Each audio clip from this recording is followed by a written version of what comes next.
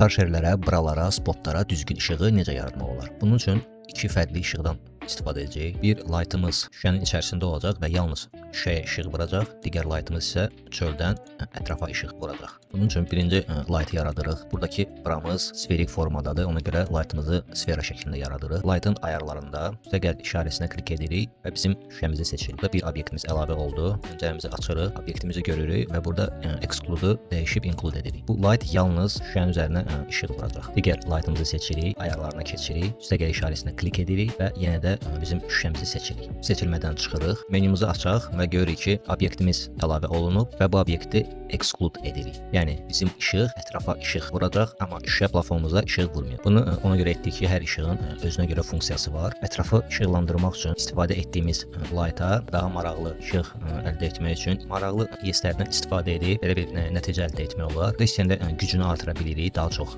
işıq saçsın, ya da əksinə daha az, rəngini dəyişə bilirik, daha açıq. Bu müdaxilələri etdikdə plafonda olan işığımız sabit olaraq qalır. Heç bir dəyişiklik baş vermir. Əksinə plafondakı işığı seçirik və istədiyimiz gücdə qoya bilirik. Daha güclü yansın və yaxud əksinə daha zəif. Bundan biz plafonun görünüşü qalır və ətrafa yayılan işığa heç bir müdaxilə olunmur. Sən də işıqlandırmanı, materialı yaratmağı daha dərindən öyrənmək istəyirsənsə kanalımıza abunə ol. Yeni dərslərimizi qaçırma.